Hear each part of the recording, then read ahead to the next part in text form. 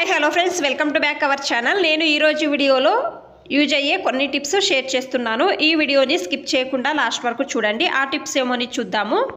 Tip number 1, నేను ఇక్కడ ఒక టిష్యూ పేపర్ తీసుకున్నాను. ఇందులో కొంచెం పసుపు వేస్తున్నాను. లవంగాలు ఒక 2, తర్వాత దేవుని పూజకు యూజ్ చేస్తాం కదా కర్పూరము, అది కొంచెం పొడి చేసి వేసుకోండి. 2 ఎండుమిరపకాయలు తీసుకొని ఈ విధంగా విరిచి వేస్తున్నాను.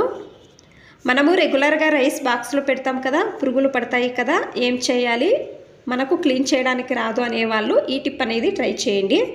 ఆ టిష్యూ పేపర్ను ఈ రైస్ పైన పెట్టండి.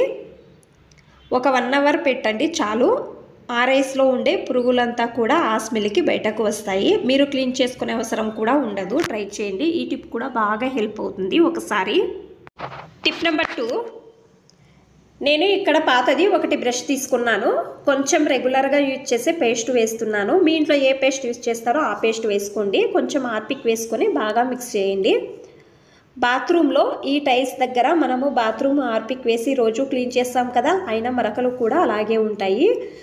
తర్వాత బాత్రూమ్ డోర్ దగ్గర మ్యాట్ వేస్తాం కదా, అక్కడ కూడా నల్లగా అవుతుంది కదా. మీరు ఈ విధంగా లిక్విడ్ రెడీ చేసుకొని మీరు దీంతో ఒకసారి క్లీన్ చేసుకోండి.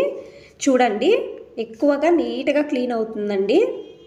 మీరు హార్పిక్ వేసి కడిగినా అంత నీట్గా వెళ్ళదు. పేస్ట్ తర్వాత హార్పిక్ మిక్స్ చేసి క్లీన్ చేస్తే బాగా నీట్గా క్లీన్ అవుతుంది. చూడండి, బట్టతో తుడిచి చూపిస్తున్నాను. మీరు కావాలంటే నీట్గా వాష్ చేసుకోవచ్చు. ట్రై చేయండి. ఈ టిప్ కూడా బాగా హెల్ప్ అవుతుంది ఒకసారి.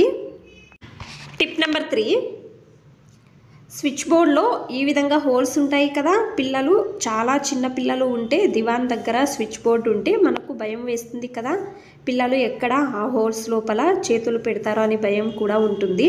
ఆ విధంగా కాకూడదు అంటే మీరు ఏం లేదు, ఇంట్లో స్టిక్కర్స్ ఉంటాయి కదా, అవి ఆ హోల్స్ కరెక్ట్గా స్టిక్కర్ పెట్టండి. పిల్లలు చేతులు పెట్టడానికి కాదు. ఈ టిప్పు బాగా హెల్ప్ అవుతుంది.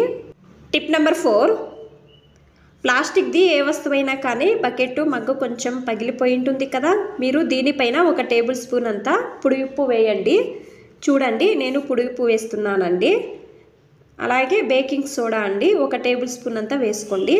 మీరు గ్యాప్ చూసుకోవాలండి, ఎక్కడ పగిలిపోయిందో అక్కడ కరెక్ట్గా వేసి. ఫెవిస్టిక్ నేను 5 రూపాయలవి ఒక 2 తీసుకున్నానండి. మీ వస్తువు తక్కువ పగిలిపోయి ఉంటే ఒకటే అయితే చాలు. ఈ బకెట్ పొడవుగా ఎక్కువగా పగిలిపోయింది కదా, అందుకే నేను ఒక 2 తీసుకొని కరెక్ట్గా దీనిపైన అతికిస్తున్నాను. మీరు అనుకోవచ్చు, ఫెవిస్టిక్ వేసి అతికించవచ్చు కదా, దీనిపైన ఉప్పు తర్వాత బేకింగ్ సోడా ఎందుకు వేసుకోవాలి అని. మనము డైరెక్ట్గా అలాగే దానిపైన ఫెవిస్టిక్ అతికిస్తే నీళ్ళు లీక్ అవుతుంది. మనము ఈ విధంగా ఉప్పు బేకింగ్ సోడా వేసి అతికించడం వలన అది రాయి విధంగా అవుతుంది. తక్షణం మీరు కొద్దిసేపు వదిలేసే అవసరం ఉండదు. చూడండి, నీళ్లు వేసి చూపిస్తున్నాను. కింద ఒక తట్ట కూడా పెట్టానండి. చూడండి, కొన్ని నీళ్లు కూడా లీక్ కాలేదండి. ట్రై చేయండి. మగ్గాని పగిలిపోయింటే ఈ విధంగా. మీకు అన్ని టిప్స్ ఇష్టమైతే ప్లీజ్ ఒక లైక్ చేయండి. ఇంకా ఎక్కువ మంది నా ఛానల్ని సబ్స్క్రైబ్ చేసుకోకుండా చూస్తున్నారు. ప్లీజ్ సబ్స్క్రైబ్ చేసుకోండి. Thanks for watching. ధన్యవాదాలు.